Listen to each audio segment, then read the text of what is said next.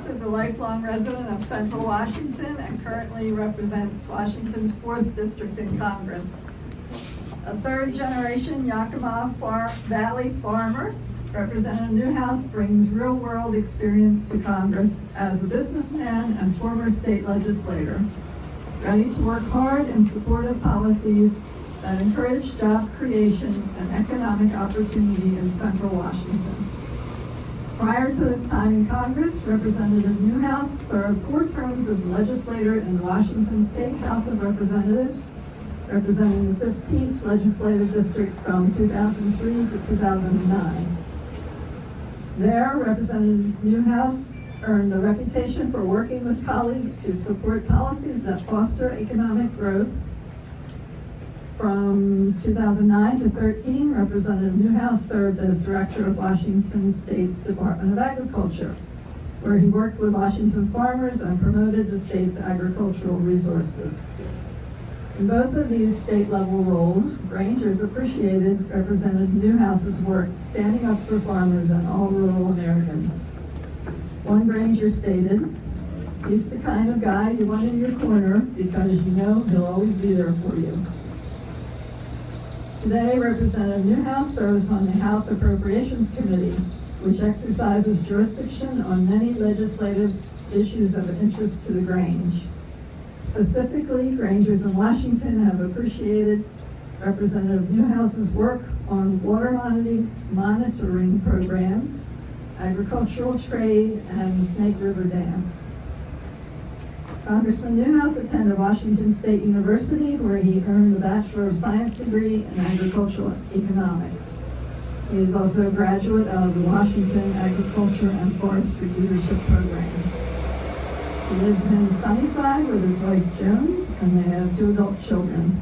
The Newhouse family continues to operate an 850-acre farm where they grow hops, tree fruit, and grapes. Representative Newhouse, come up.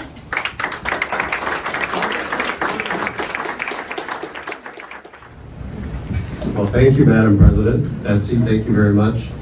Gosh, you don't often find a politician speechless.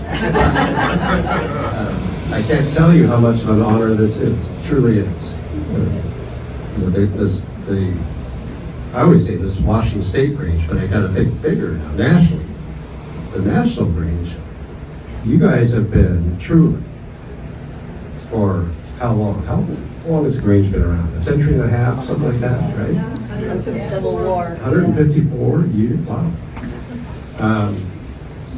You've truly been a unique and important part of the fabric of rural America for a century and a half, and you continue to. And I can't tell you how much this means to me to be recognized for the little small part that I've been able to play in helping promote our industry, agriculture, and also to build and maintain and grow our rural communities. It's a privilege of mine, and it's a little selfish probably too, because I live in a rural area and I'm a farmer, and it's all good, right? But thank you very much for what you do and for being a partner with us here in Congress and in the state capitals around the country. I know the Grange in Washington has been very active, and that's how we're going to be successful if we continue to work together. So thank you very much for the recognition. Keep up the good work, and I will try to do the same with your help. Thank you. Thank you very much. Second honoree is Senator Joe Manchin, who must be just about the busiest person in Washington. Unfortunately, he's not able to attend tonight. We're working with his staff to try to find the time to deliver his award to him. Senator Manchin knows about rural America. He represents West Virginia, the 3rd most rural state in the nation, where the majority of its 1.8 million residents live in communities of fewer than 2,500 people. Born and raised in the small coal mining town of Farmington, West Virginia, Senator Manchin grew up learning the values that all West Virginians share: family, common sense, fairness, and hard work. From his days as a state legislator to his 6 years as governor to his current role, Senator Manchin has always been committed to his philosophy of retail government. In other words, connecting with all of his constituents and making service to them his top priority. As a senator, Joe Manchin is committed to bringing the same spirit of bipartisanship to Washington. As throughout his entire life, he remains committed to working with both parties to find common sense solutions to the problems our country faces. And he's working hard to usher in a new bipartisan spirit in the Senate and Congress. Legislatively, job creation is Senator Manchin's top priority, and he believes that government should act as a partner, not an adversary, in helping to create the environment that produces good American jobs. Senator Manchin also firmly believes that our nation can and must do what he did in West Virginia, put our fiscal house in order. He believes we must find common sense ways to cut spending while keeping our promises to our seniors and veterans by protecting Social Security and Medicare. Senator Manchin is an avid pilot, outdoorsman, hunter, angler, and motorcyclist. He's been married for more than 40 years to the former Gail Conley of Beckley. They have 3 children and 10 grandchildren. So we congratulate Senator Joe Manchin. Is an award-winning agricultural journalist, entrepreneur, and founder of Agri-Pulse Communications Incorporated, a digital media firm she launched in 2004 to focus on farm, food, and rural policy issues. She's passionate about informing rural Americans with balanced and trusted insights so they can better understand legislative and regulatory issues and be more effective in the political process. An investigative reporter who has written many groundbreaking stories, Ms. Wyant has covered almost every farm and food policy debate since the 1980s. Her company started with the Agri-Pulse newsletter, but has expanded to include Daybreak, the Daily Harvest, Drive Time, and news updates throughout each day on agripulse.com. In addition, Agri-Pulse recently launched Newsmakers, a weekly video news show. Her staff has also grown, and she now oversees the nation's largest team of agricultural journalists covering Capitol Hill and Sacramento, California. A graduate of Iowa State University, Sara gained first-hand knowledge of crop and livestock production while growing up on a Century farm near Marengo, Iowa, which she now owns and manages. She and her husband, Alan Johnson, also own the farm where her husband's family originally homesteaded, near Almont, North Dakota. They are the parents of 2 sons and 3 grandchildren. Sara?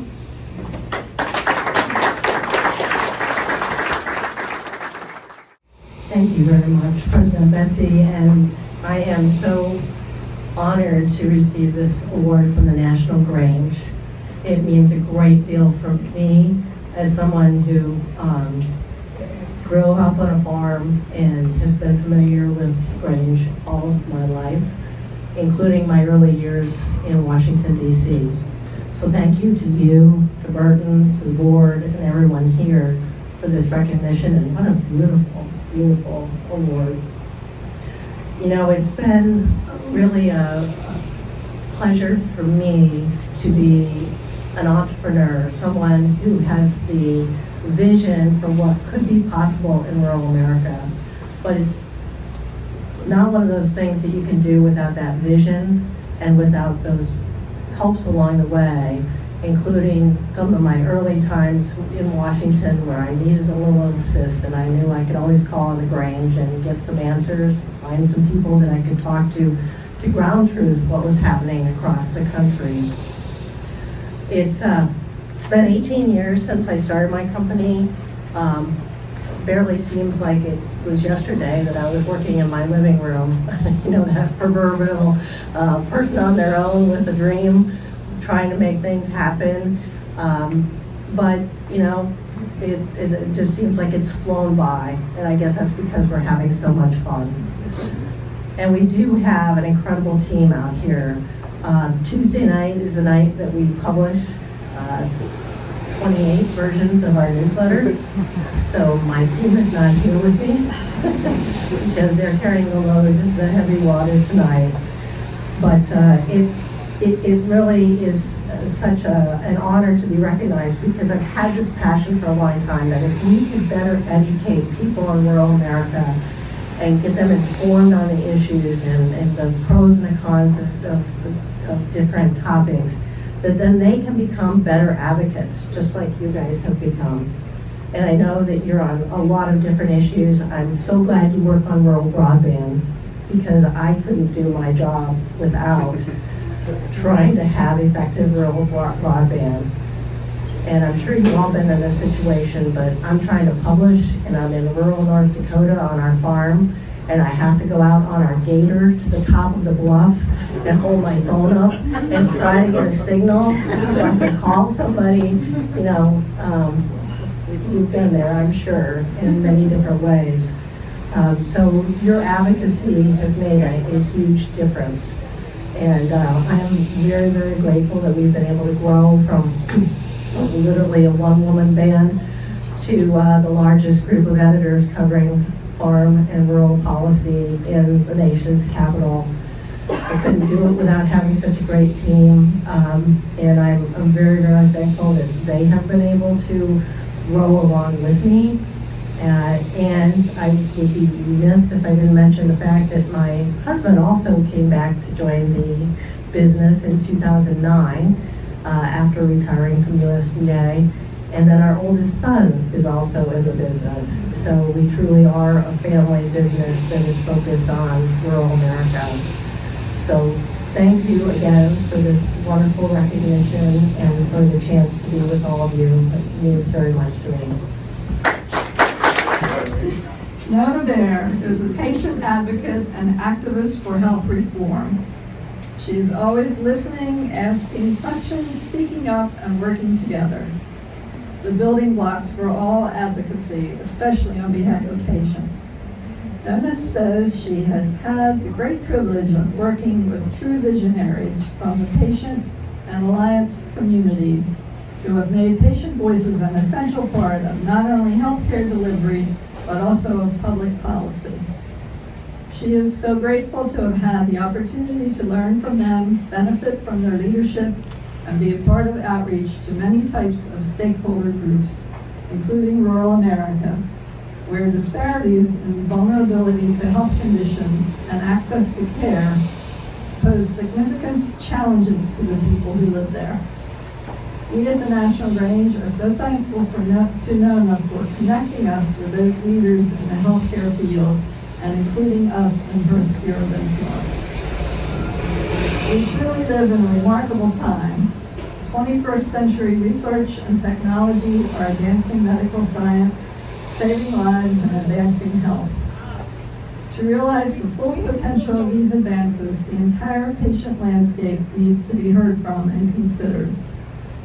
Nona says, "My best day is always when I can connect a patient to a community to a potential solution, and a new idea to people who are waiting, hoping, and praying for a way forward." Nona?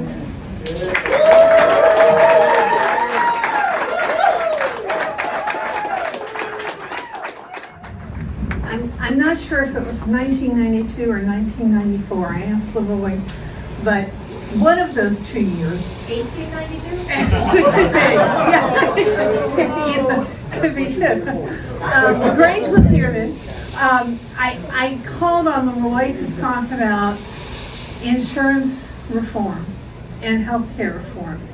And I told him, and I'm going to be embarrassed and everybody's going to laugh, but the truth is, I knew about the Grange because I watched Little House on the Prairie.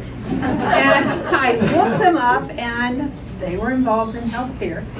And that remarkable meeting that he was kind enough to offer me led me on all the years since, when it's been a privilege and an honor to work with the Grange.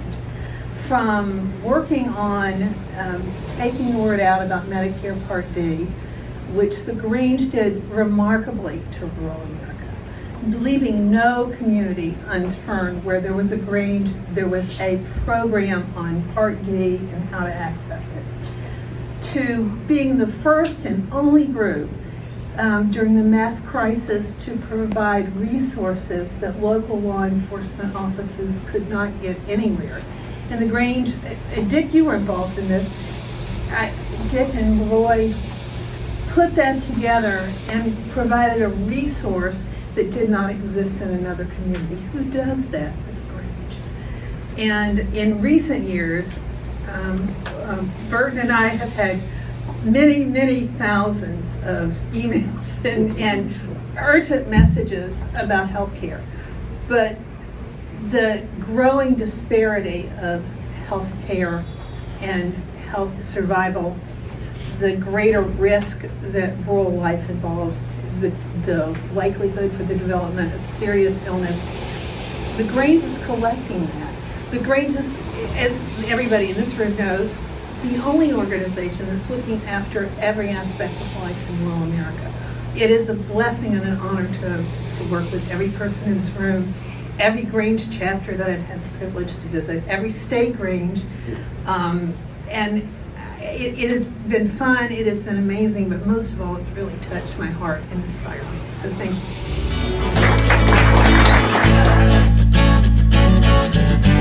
you.